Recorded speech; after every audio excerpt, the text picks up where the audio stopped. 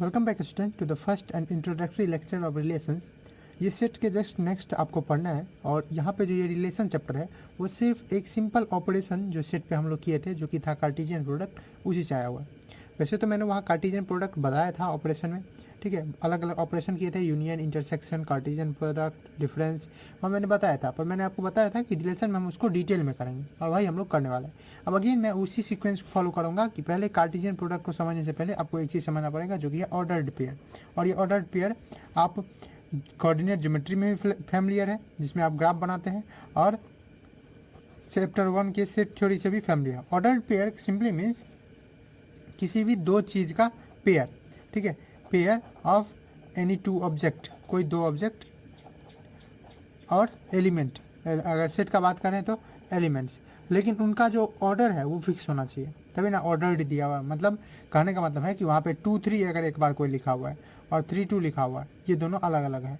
जरूरी नहीं है कि दो ही का हो, 3 का भी हो सकता है। 2 3 1 ये अलग है, ठीक है, और 1 2 3 ये अलग है, और 2 1 3 ये अलग है, तीनों अलग अलग है। मतलब ऑर्डर जो है वो भी इंपॉर्टेंस रखता है। सेट थ्योरी में ऑर्डर और रिपीटेशन का कोई महत्व नहीं है, पर यहाँ दोनों का महत्व है। तो set of any two object या pair of any two objects और एलिमेंट्स इन फिक्स्ड ऑर्डर, उसी को क्या बोलते हैं, ऑर्डर्ड पेयर। अब ऑर्डर्ड पेयर दो पे भी निकाला जाता है, ये हम लोग निकालते हैं सेट पे ही। ऑफकोर्स सेट का बात करें तो सेट में ही बात करते हैं, ये एक तरह का प्रोडक्ट है। तो ऑर्डर्ड पेयर जो हम लोग निकालते हैं, अभी 2 का बात करते हैं, फिर 3 का भी बात करेंगे। तो अगर हम ऑर्डर्ड पेयर लिख रहे हैं ए बी, तो इसका मतलब होता है कि ऑर्डर्ड पेयर हम अगर ए बी लिख रहे हैं, इसका मतलब है कि ए जो है वो बिलोंग कर रहा है फर्स्ट सेट से, और बी जो है, ये वाला बी स्मॉल बी, वो से बिलोंग कर रहा है सेकंड सेट से। इतना तो आपको अभी तक नॉलेज हो गया होगा। ये स्मॉल लेटर से हम लोग दिखाते हैं एलिमेंट्स को, कैपिटल लेटर से हम लोग दिखाते हैं सेट्स को, ठीक। अब चलिए, अब यहाँ पे हम लोग को एक चीज़ नोट करना है, अच्छे से ध्यान में रखना है, जो कि मैं एक बार बोल भी चुका हूँ कि ऑर्डर्ड पेयर सेट नहीं है, ठीक है। Ordered pair is not a set, कि भैया सेट नहीं है। सेट क्यों नहीं है? क्योंकि यहाँ पे ऑर्डर का इंपॉर्टेंस है। ऑर्डर समझते हैं ना, मतलब 1 2 लिखा हुआ है तो 1 2 अलग है, 2 1 अलग है, ठीक है। ऑर्डर का इंपॉर्टेंस है, मतलब जिस तरह से, जिस सीक्वेंस से बैठाया गया है उसका इंपॉर्टेंस है, इसीलिए ये सेट नहीं है। सेट में अगर हम सेट को, आप याद कीजिए, सेट को कर्ली ब्रेसेस में दिखा देते हैं, वहाँ पे 1 2 3 लिखे, ठीक है, और ये वैसे भी किसी में पैरेंथेसिस में रखा जा रहा है, ठीक है। 2 1 3 लिखे, ठीक है, सब एक ही चीज़ होता था, ठीक, ये दोनों इक्वल होते थे। लेकिन ऑर्डर पेयर में ऐसा नहीं है, दोनों अलग अलग है। तो order pair is not a set, order pair set नहीं होता है, ठीक। तो is not a set having 2 element और 3 एलिमेंट, 2 एलिमेंट या 3 एलिमेंट हो, ठीक है। तो इसीलिए हम लोग बोल सकते हैं कि ऑर्डरिंग, ऑर्डर जो है एलिमेंट का, वो ordering is important, ordering important है। किस में? इसमें ऑर्डर्ड पेयर में, नाम ही है इसलिए ordered pair. Ordering is important and elements भी रिपीट हो सकते हैं, एलिमेंट्स कैन बी रिपीटेड, यानी 2 2 भी एक ऑर्डर्ड पेयर है, लेकिन 2 2 सेट में लिखिए। अगर हम 2 और 2 लिख रहे हैं, ये लिखें मैं पैरेंथेसिस में, तो ये एक ऑर्डर्ड पेयर है, लेकिन मैं यहीं 2 2 लिखूँ तो इसका कोई मीनिंग, ये इसी के बराबर है 2 के, ये दोनों सेम है, ठीक है। रिपीटेशन का सेट में कोई मतलब नहीं। अगेन रिपीट सेट जो है वो कर्ली ब्रेसेस में लिखा जाता है, मिडिल ब्रैकेट इसको आप बोलते हैं, और ये पैरेंथेसिस में। तो and elements can not be repeated, can be repeated, जिसका कोई मतलब नहीं था किसमें, which has no meaning in set. मतलब सेट में ना ही रिपीटेशन अलाउ था, ना ही क्या ऑर्डरिंग इम्पोर्टेंट था, मीनिंग इन सेट्स। चलिए ये तो समझे। अब इससे आपको एक दो क्वेश्चन यहाँ से, अब अगर आपको एक सेट दिया जाए, वैसे 2 सेट दिया जाएगा और 2 सेट से ऑर्डर पेयर बनाना है तो कैसे बनाएंगे, तो पहले इसको समझते हैं। तो मान लीजिए हमारे पास ऑर्डर पेयर है, बनाना है हमको, और एक सेट दिया हुआ है हमारा ए, और उसमें है 1 2, ठीक है, 2 ही एलिमेंट ले रहे हैं, आसान होगा। एक सेट दिया बी, और ये दिया हुआ है A B.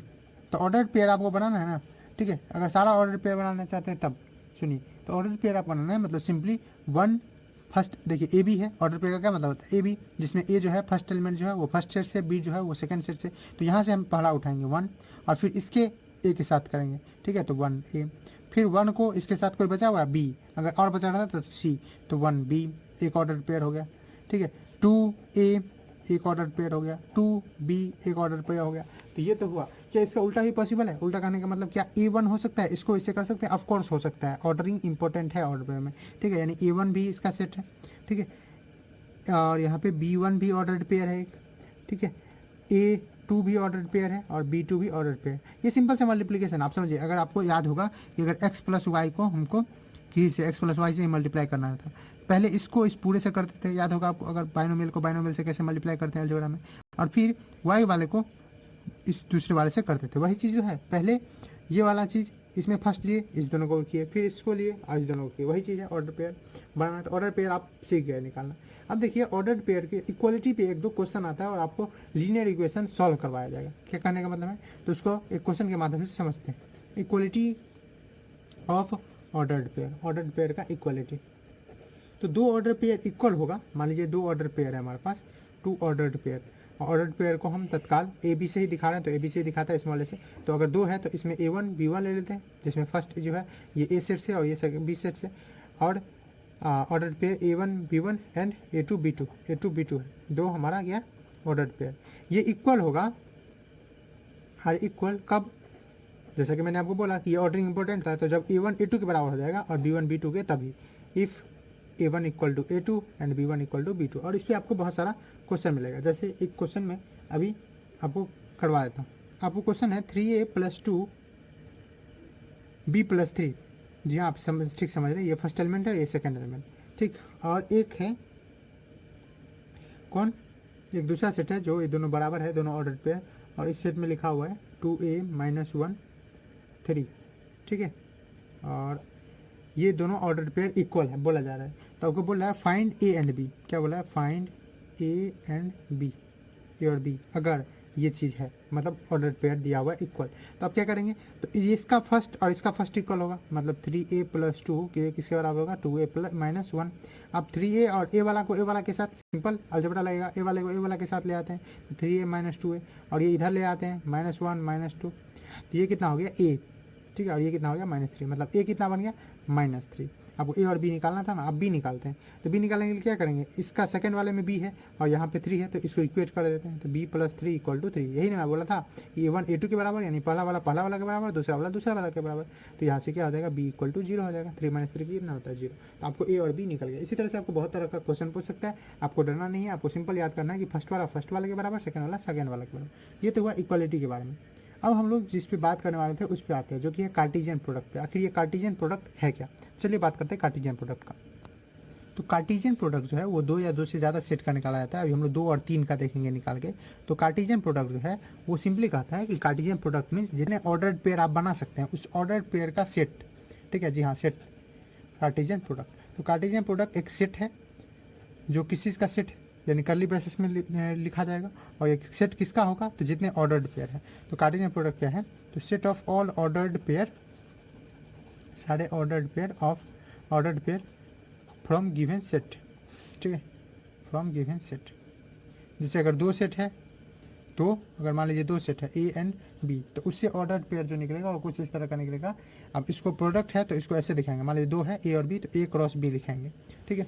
A cross B, तो मान लीजिए A क्रॉस B निकालना है, तो A क्रॉस B का मतलब होगा, यानी प्रोडक्ट निकालना है, कार्टेशियन प्रोडक्ट। इसका मतलब है सारा जो ऑर्डर पेयर है, यानी इसको हम रोस्टर फॉर्म में दिखाएं, तो इस तरह से सारे A और B। यहाँ पे देखिए इसका इसका जो सेट बिल्डर फॉर्म है यहाँ थोड़ा अलग है। सेट में हम सिर्फ एक लिखते थे, याद है आपको, set of all x such that x करके। यहाँ 2 चीज़ लिखेंगे। क्यों 2 लिखेंगे, क्योंकि ऑर्डर्ड पेयर की बात हुई है, और पेयर मतलब 2 होता है। तो set of A and B, क्या खासियत होगा A और B का, तो दोनों A और B होगा इस तरह से कि जो A है वो फर्स्ट से बिलोंग करेगा और जो B है वो सेकेंड सेट से बिलोंग करेगा।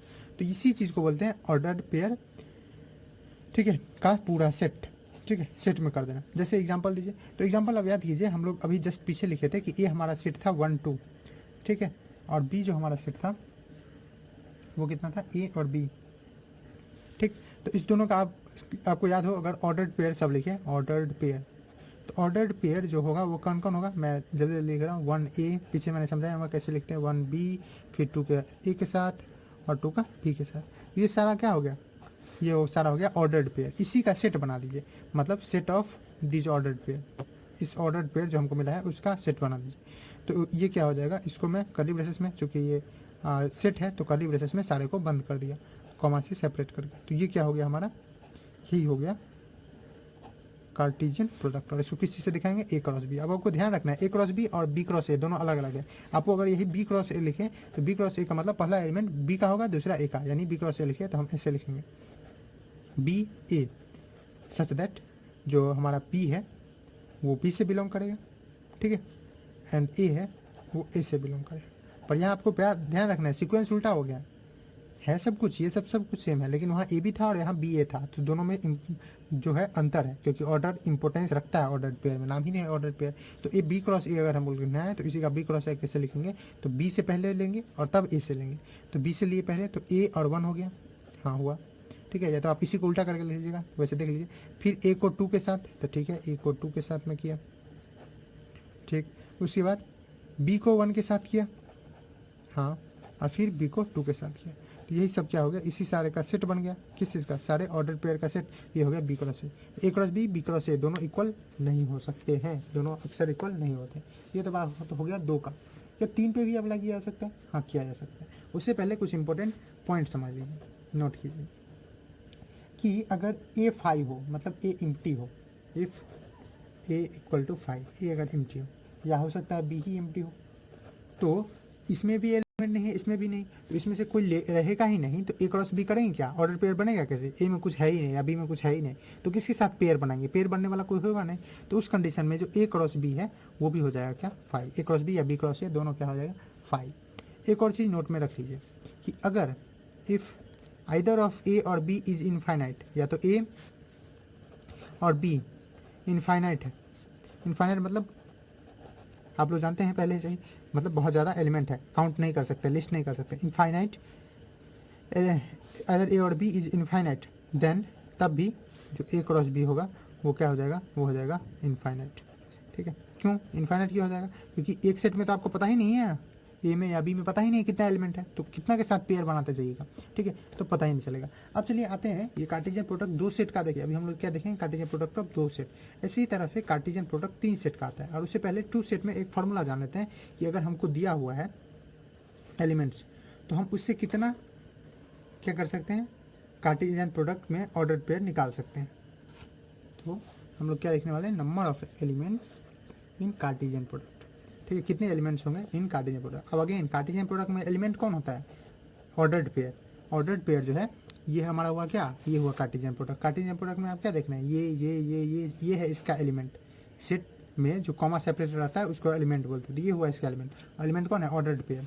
तो अगर हमको निकालना है number of element in Cartesian product, तो हमको इसका मतलब है कि नंबर ऑफ ऑर्डर्ड पेयर निकालना है, तो वो सिंपली होता है, अगर मान लीजिए ए के पास A has M elements, M element A भी लिख सकते हैं, ए के पास ए एलिमेंट है, ठीक है, B has n element, number of element n है, तो ए क्रॉस बी जो होता है उसके पास will have m into m n element, m into n element. और इसको हम लोग अभी थोड़ा सा वेरीफाई करके भी देख लेते हैं। जैसे ऊपर था, ऊपर में देखिए कितना हमारे पास सेट में कितना था, इसमें था 2, इसमें था 2, तो 2 इंटू 2 4 होना चाहिए, तो क्या ऐसा था, हाँ देखिए 1 2 3 4, ठीक है, तो यही निकलता है कितना, कि कितना हमारे पास नंबर है, ठीक है, number of elements in order pair वो किसके बराबर होता है, तो फर्स्ट सेट और सेकंड सेट में जो एलिमेंट है उसके नंबर का आप मल्टीप्लाई कर दीजिए, तो वो आ जाता है number of elements in an Cartesian product, ठीक है। तो ये तो आप समझे। अब हम लोग बात कर लेते हैं Cartesian product of 3 set,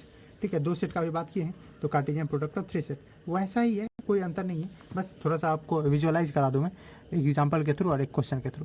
product of 3 set, आपको लग रहा होगा रिलेशन का अभी तक बात आया ही नहीं, जी हाँ रिलेशन का हम लोग बात करेंगे थोड़ी देर में, और मेन रिलेशन का बात नेक्स्ट लेक्चर से ही होगा। आज मैं आपको हिंट दे दूंगा बस ये रिलेशन होता क्या है। तो 3 सेट का जो कार्टेशियन प्रोडक्ट होता है वो सिंपली इसको डिनोट करेंगे, और ए बी सी 3 सेट है, तो ए क्रॉस बी क्रॉस सी ये होगा set of all ordered pair नहीं बोलिएगा, पेयर कब होता है जब 2 हो, यहाँ 3 है तो ट्रिपलेट बोल सकते हैं, हाँ बोल सकते हैं, set of all ordered triplet, order triplet 1 2 3 different और 2 1 3 डिफरेंट, तो इसलिए ऑर्डर ट्रिपलेट।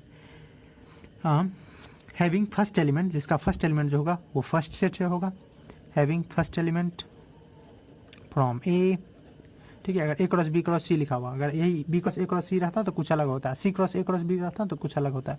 तो from A second element from B and third element from C, इसको हम लोग एक एग्जांपल के थ्रू अच्छे से समझते हैं। थर्ड एलिमेंट फ्रॉम सी, तो देखिए अगर मैं आपको बोलूं कि आपको मल्टीप्लाई करना है 2 इंटू 3 इंटू 4, 2 इंटू 3 इंटू 4। तो आपको पहले तो या तो इस दोनों को या तो इस दोनों को मल्टीप्लाई करना पड़ेगा। कभी भी जब हमको 3 नंबर पे ऑपरेशन करना रहता है, चाहे वो प्लस हो, माइनस हो, मल्टीप्लिकेशन और डिवीजन हो, तो पहले हम किसी दो पे परफॉर्म करते हैं, उसके बाद जो आता है उसको तीसरे के साथ कर देते हैं। जैसे यहाँ पे एक तरीका है कि 2 इंटू 3 6 कर दो और फिर 6 को 4 से कर दो 24। एक ही बार में तो तीनों नहीं कर सकते हैं, पहले किसी दो को करना ही पड़ता है। तो इसीलिए हम जब 3 का निकालेंगे कार्टेशियन प्रोडक्ट, उस केस में भी हम लोग क्या करेंगे, पहले किसी 2 का निकालेंगे। तो हमारे पास मान लीजिए वही सेट हम ले रहे हैं, ए में है 1 2, बी में है ए बी था ना, हाँ ए बी, और इस बार सी ले लेते हैं और सी में रख देते हैं हम पी क्यू। ठीक है, पी क्यू, सॉरी सेट है पी क्यू। अब हमको निकालना है ए क्रॉस बी क्रॉस सी। तो पहले हम निकालेंगे ए क्रॉस बी। ठीक है, पहले पहला और दूसरा को मल्टीप्लाई कीजिए उसी तरह से ए क्रॉस बी। ए क्रॉस बी तो निकालना सिंपल है, आप सेट पर हो जाएगा। पहले ऑर्डर पेयर का सेट, ऑर्डर पेयर कैसे निकलता है, पहला इसका एलिमेंट तब इसका एलिमेंट। तो 1 ए, फिर 1 का बी के साथ कॉमा सेपरेट करके, फिर 2 का ए के साथ और 2 का बी के साथ। तो ये हो गया क्या, ए क्रॉस बी। अब ए क्रॉस बी क्रॉस सी निकालना है हमको। ठीक है, ए क्रॉस बी क्रॉस सी। तो ए क्रॉस बी निकाल ही गया, अब उसका सी के साथ। तो हम लोग क्या कर देंगे कि हमारे पास जो ये है कौन कौन है, 1 ए, ठीक है 1 ए है, 1 बी है, 2 ए है, 2 बी है। इसको हम मल्टीप्लाई करवा देंगे किससे, पी इंटू क्यू से, पी इंटू क्यू से। और पी इंटू क्यू से मल्टीप्लाई करने का मतलब ऑर्डर पेयर कैसे लिखेंगे, पहले ये दोनों रहेगा ही, ये दोनों रहेगा, अब इसमें फर्स्ट एलिमेंट इसका आ जाएगा। तो ये कैसा बन जाएगा, तो 1 ए और इससे ले लेंगे पी, 1 है पी। तो हो गया ना, ए क्रॉस बी क्रॉस सी। अब देखिए इसमें 1 जो है फर्स्ट सेट से है, ए जो है सेकंड सेट से है, पी जो है थर्ड सेट से। यही तो मैंने लिखा था, ये फर्स्ट एलिमेंट ए सेट से, सेकंड एलिमेंट सेकंड सेट से यानी बी से, थर्ड एलिमेंट सी से। ठीक है, थर्ड एलिमेंट फ्रॉम सी। उसी तरह से इसको कैसे लिखेंगे, तो 1 बी फर्स्ट सेट से आ गया, सेकंड सेट से आ गया, थर्ड सेट से यहाँ से ले लेते हैं 1 बी पी। अभी पी के ही लेते हैं, उसके बाद एक बार क्यू ले लेंगे, ये हुआ। उसी तरह से 2 ए पी, ठीक 2 बी पी, तो ये हुआ एक बार। अब अभी कंप्लीट नहीं हुआ, क्यू के साथ अभी हम किए ही नहीं, तो क्यू के साथ कैसे करेंगे, तो वही 1 ए और क्यू। ठीक, क्या हो जाएगा 1 बी क्यू, और क्या हो जाएगा 2 ए क्यू, 2 बी क्यू, बस। और इस सबको कर्ली ब्रेसेस लगा दीजिए। तो ये सेट हो गया, ये हो गया कार्टेशियन प्रोडक्ट ऑफ 3 सेट। अब अभी भी आप बोल रहे होंगे कि अरे हमको रिलेशन के बारे में नहीं बताया। जी, रिलेशन मैंने नहीं बताया। रिलेशन अभी सिंपली समझिए कि रिलेशन जो होता है वो होता है सबसेट ऑफ कार्टेशियन प्रोडक्ट। ठीक है, कार्टेशियन प्रोडक्ट जो अभी लिखे ना इतना, इसी में से एक सबसेट इसका होगा। सबसेट मतलब पार्ट, इस पूरे में से कोई 2 होगा, 3 होगा, या जो हो सकता है पूरा का पूरा हो। तो वो डिपेंड करता है रिलेशन पे। अब रिलेशन को सिंपल वर्ड में भी आप समझ सकते हैं। हम डेली लाइफ में रिलेशन का क्या समझते हैं उसको भी हम एक बहुत अच्छा, अभी रामायण महाभारत चल रहा है तो उसी के एग्जाम्पल से मैं नेक्स्ट लेक्चर में समझाऊंगा। तो ABC का अगर हम सेट बिल्डर फॉर्म में लिखे तो इसका मतलब होगा ABC तीनों सेट सच दैट जो ए जो है बिलोंग करेगा फर्स्ट से, बी बिलोंग करेगा बी से, एंड सी जो है वो बिलोंग करेगा सी से। ठीक है, तो ये चीज़ मैंने सेट बिल्डर फॉर्म में लिख दिया, वर्ड में भी यहाँ लिख दिया। उम्मीद है आप समझ गए होंगे। अब नेक्स्ट लेक्चर में हम लोग बात करेंगे रियली में रिलेशन है क्या, डेली लाइफ में रिलेशन का क्या मतलब है, मैथमेटिक्स में रिलेशन का क्या मतलब है, और कुछ ग्राफिकल रिप्रेजेंटेशन के बारे में भी देखेंगे। चलिए तब देखते रहिए। Thanks for watching.